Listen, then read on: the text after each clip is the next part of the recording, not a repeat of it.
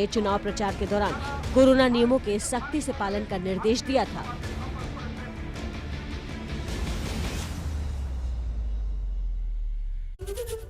तो बढ़ते कोरोना संकट के बीच चुनाव में भीड़ को लेकर कई तरह के गंभीर सवाल उठ रहे हैं। आपको बता दें, कोरोना संकट गहरा, चुनावी भीड़ पर क्यों न लगे पहरा। सवाल नंबर 2, परीक्षा टल गई, जगह जगह कर्फ्यू लगा, चुनावी भीड़ पर रोक कब। सवाल नंबर 3, क्या बंगाल में कोरोना विस्फोट का इंतजार किया जा रहा है। सवाल नंबर 4, चुनावी हार जीत पर ध्यान, कोरोना से क्यों अनजान। ये बड़े सवाल, चुनाव आयोग ने बैठक करने में देर क्यों कर दी।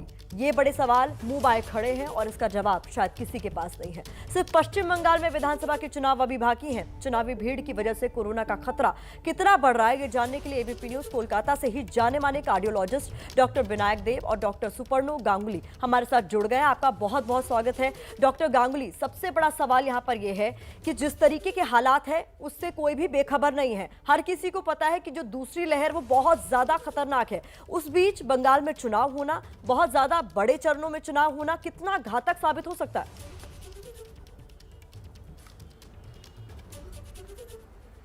नमस्ते।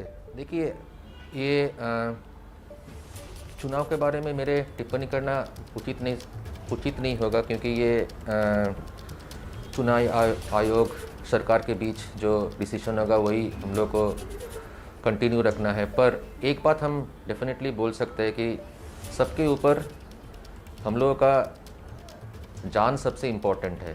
तो अभी जो फर्स्ट लहर हुआ था उसके बाद जो सेकंड लहर आया है अभी, ये फर्स्ट लहर से भी ज़्यादा है, क्योंकि वो जो पहले जो पैंडेमिक्स वगैरह हुए थे उसमें भी द सेम सिचुएशन ही पिछले बार भी हुए थे। तो इस बार भी सेम चीज़ हो रहा है। देखिए, इन टर्म्स ऑफ तैयारी के मामला में हम लोग मेडिकल टीम से हम लोग तैयार हैं।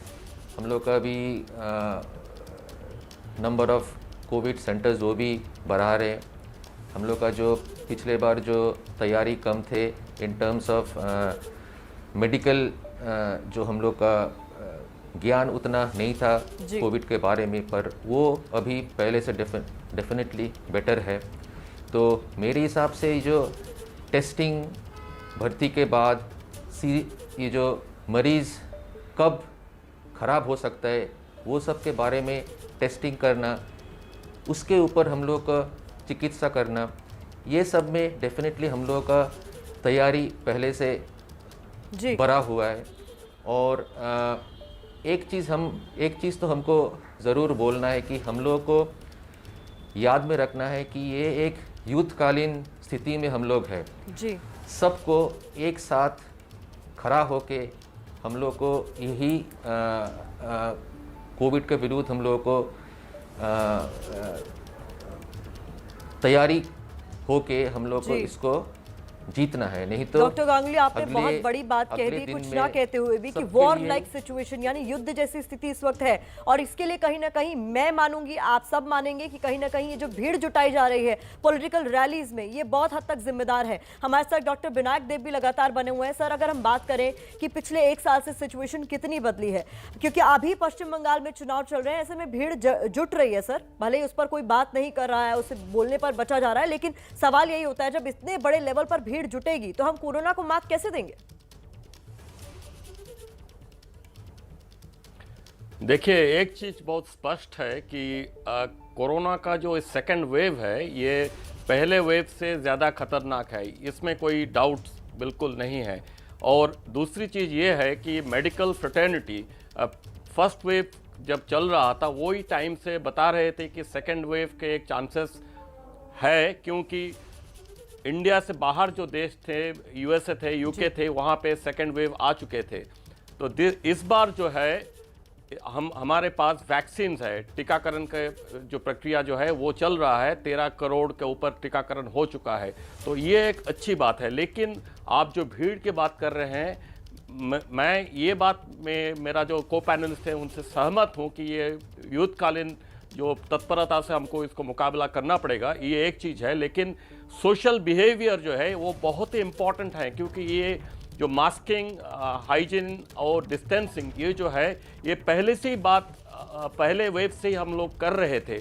और जान है तो जहान है, और आप बचे रहे तो देश भी बचा रहेगा, ये जो स्लोगन है इसका महत्व बहुत ही ज़्यादा है इस बार, क्योंकि आंकड़े जो अभी बता रहे हैं ये आंकड़े आप 10 दिन बाद बताएंगे तो हम ये कंफर्म्ड हो रहे हैं कि अभी से कि ये 10 गुना बढ़ेगा। इसमें कोई बड़ा बात नहीं है। अभी जो है और जो हॉस्पिटल का जो इंफ्रास्ट्रक्चर है ये कभी ये पॉपुलेशन के लिए इनफ नहीं होगा, क्योंकि जो एक्सप्लोजन हो रहा है कोरोना का नंबर्स का, इसके लिए वर्ल्ड का कहीं का हॉस्पिटल का इंफ्रास्ट्रक्चर कभी इम्पोर्टेंट नहीं होता है। I mean there is no way any hospital infrastructure in the world can actually take care of the corona explosion. जी, बहुत बड़ी बात कह रहे हैं डॉक्टर विनायक देव। जिस तरीके की स्थिति अभी मौजूदा हालात में है, जब टेस्टिंग बढ़ जाएगी और जिस तरीके से भीड़ जुट रही है, अगर बहुत बड़े स्तर पर टेस्ट किया जाएगा तो जिस तरीके का विस्फोट देखने को मिलेगा उसके लिए कोई भी अस्पताल तैयार नहीं, चाहे वो किसी भी राज्य की बात हो।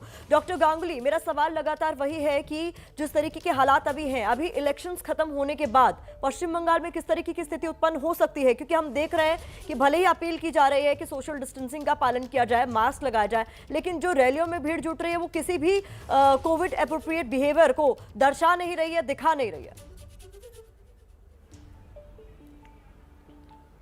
देखिए, हम लोग को एक चीज़ समझना है कि फर्स्ट वेव ऑफ जो लहर आए थे फर्स्ट टाइम, उसके बाद हम लोग का जो एक मानसिक स्थिति हुआ था, हम लोग को छोड़िए जो एवरीडे जिन लोगों का काम करना है, क्योंकि वो सब कुछ दिमाग में रख के अभी जो हुआ है सबके दिमाग में यही है कि पिछले बार जो हुआ था वो तो ख़त्म हो गया, शायद इस बार उतना ख़राब कुछ नहीं होगा। पर यही हम लोग का सबसे बड़ा वीक पॉइंट है कि आदमी लोग यही नहीं समझ रहे कि पिछले बार जो हुआ था इस बार उससे भी ज़्यादा हो रहा है। मेरे हिसाब से कुछ दिन में या हफ्ता में ये, जैसे हम लोग का पैनलिस्ट बोल रहा था कि ये 10 गुना ज़्यादा हो जाएगा। तब दिक्कत यही होगा कि हॉस्पिटल सेटअप्स, कोविड वार्ड्स, ये सब भर्ती हो जाएगा। देन उस टाइम हम लोग क्या करें? क्योंकि हम लोग का मेडिकल इंफ्रास्ट्रक्चर, आप एक बात तो एकदम क्लियर कि मेडिकल इंफ्रास्ट्रक्चर, इंडिया का बात अब छोड़िए, यूएस यूके में भी उतना ये लोग इतना पैसा खर्च करके भी ज़्यादा कुछ नहीं कर सके। तो forget about the rest of the world, India में इसके बाद क्या होगा यही हम लोग को बिल्कुल ध्यान में रख के डेफिनेटली एक चीज़ तो ज़रूर करना है कि कुछ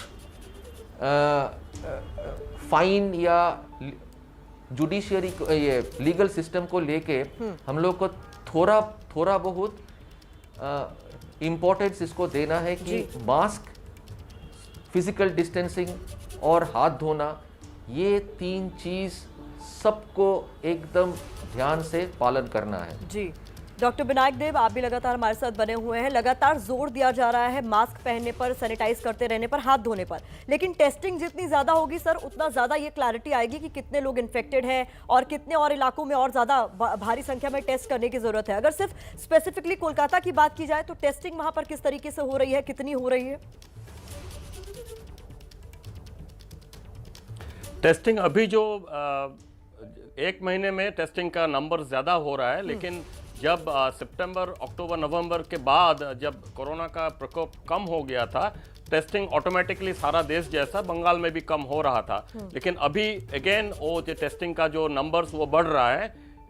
हम लोग यही सोच रहे हैं कि टेस्टिंग का नंबर बढ़ेगा, लेकिन ये टेस्टिंग जो है, टेस्टिंग से आपको पॉजिटिविटी का अंदाज आएगा। लेकिन जो ये बात सही है कि 100 पेशेंट में 80% पेशेंट का कोई सिम्टम्स नहीं रहेगा, ये एसिम्टोमेटिक रहेंगे। और ये जो पेशेंट्स रहेंगे इस बार 45 के नीचे जो यंगर एज ग्रुप में अभी पेशेंट्स इस बार अफेक्टेड हो रहे हैं, संक्रमित हो रहे हैं। जो पहले बार वो हो रहा था कि 60 का ऊपर जो पेशेंट था जिसका कोमॉर्बिडिटीज थे उनको ज़्यादा हो रहे थे, लेकिन इस बार लॉकडाउन नहीं हो रहा है। पहले बार लॉकडाउन हो रहा था, उसके लिए सब घर पे रहते थे, लेकिन इस बार क्योंकि लॉकडाउन नहीं हो रहा है, इसीलिए ये लोग जो वर्किंग क्लास है वो डेफिनेटली 45 के नीचे जो वर्किंग क्लास रहते हैं वो सब बाहर है।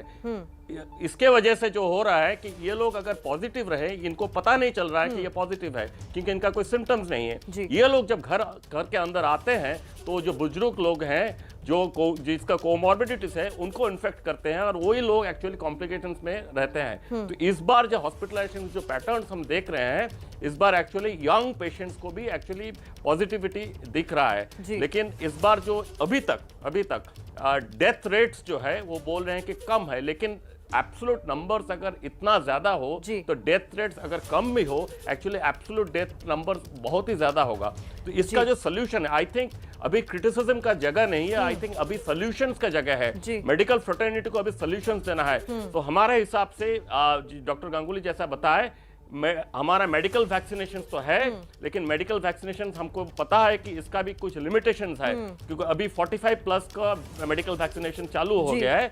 मेडिकल फ्रेटर्निटी ये बता रहे हैं, मेडिकल एक्सपर्ट्स ये बता रहे हैं कि 18 प्लस को भी आप वैक्सीनेशन के आवता में ले आए। तो ये जब होगा तब होगा, लेकिन अभी सोशल वैक्सीनेशन जो हम बता रहे हैं कि मास्किंग, डिस्टेंसिंग और हाइजीन, ये 3 एब्सोल्यूट सोशल बिहेवियर में आपको लाना पड़ेगा। क्योंकि बंगाल में आप बोल रहे हैं इलेक्शन है, इलेक्शन तो खत्म हो जाएगा। महाराष्ट्र में कोई इलेक्शन नहीं था, तो ये एक्चुअली जो है ये सेकेंड वेव जो है इलेक्शन के वजह से शायद थोड़ा ज्यादा हो रहा है, लेकिन महाराष्ट्र और पंजाब, दिल्ली, ये जगह जो जहां पे इलेक्शन नहीं हो रहा है वहां पे भी नंबर्स बहुत ही ज्यादा है। चुनाव कहीं ना कहीं जिम्मेदार है, जिस तरीके से भीड़ जुट रही है उस तरीके से विस्फोट हो सकता है आने वाले दिनों में, ये एक बड़ी बात भी कह रहे हैं। डॉक्टर गांगुली, आखिरी सवाल मेरा है कि 2 तरह की और बड़ी परेशानियां जो मुंह आए खड़ी हैं, एक तो एसिम्प्टोमेटिक पेशेंट्स जिनको पता ही नहीं है कि उनको कोरोना है या नहीं, उनका अगर सोशल बिहेवियर वो इस तरीके से नहीं रखते हैं, कोविड एप्रोप्रिएट बिहेवियर नहीं करते हैं, तो ज्यादा चांसेस है फैलने के। और कुछ राज्यों में इस तरीके की खबरें सामने आ रही है कि आरटी-पीसीआर टेस्ट में पेशेंट नेगेटिव आ रहा है और सिटी स्कैन के थ्रू पता चल रहा है कि उसमें कोविड है।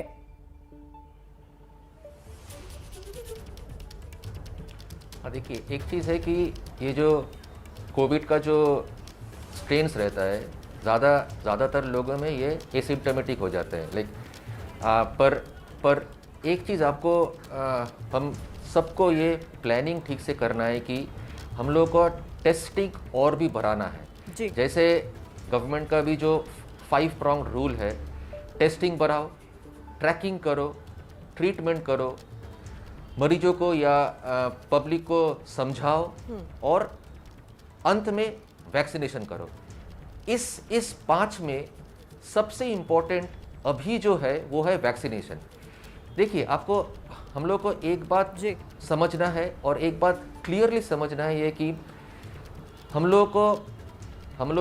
हमारा पॉपुलेशन इतना ज़्यादा है। मेन थिंग इज़ दैट हम लोग को हर्ड इम्यूनिटी तैयारी करना है।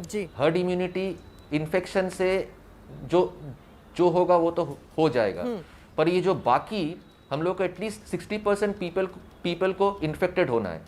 इन्फेक्शन ये लॉकडाउन के वजह से इन्फेक्शन रेट कम था, अभी जो है 20 to 25% अगर एसिम्प्टोमेटिक इन्फेक्शन भी हुआ है, बाकी हम लोग को 30-35% अभी भी बाकी रह गया। बात आपने की है कि बहुत सारी ऐसी चीजें हैं जिसको लगातार सरकार भी कह रही है कि वैक्सीनेशन पर जोर दिया जाना चाहिए, टेस्टिंग पर जोर दिया जाना चाहिए, ट्रैकिंग पर जोर दिया जाना चाहिए। लेकिन सबसे बड़ा सवाल यह है कि जब परीक्षाएं टाल दी गई, कई जगह कर्फ्यू लगा दिया गया, तो चुनावी भीड़ पर रोक कब? बहुत बहुत शुक्रिया डॉक्टर विनायक देव, डॉक्टर सुपर्णो गांगुली हमारे साथ जुड़ने के लिए इस चर्चा में। फिलहाल एक छोटे से ब्रेक के लिए रुक रहे हैं। एबीपी न्यूज पर खबरों का सिलसिला लगातार जारी है।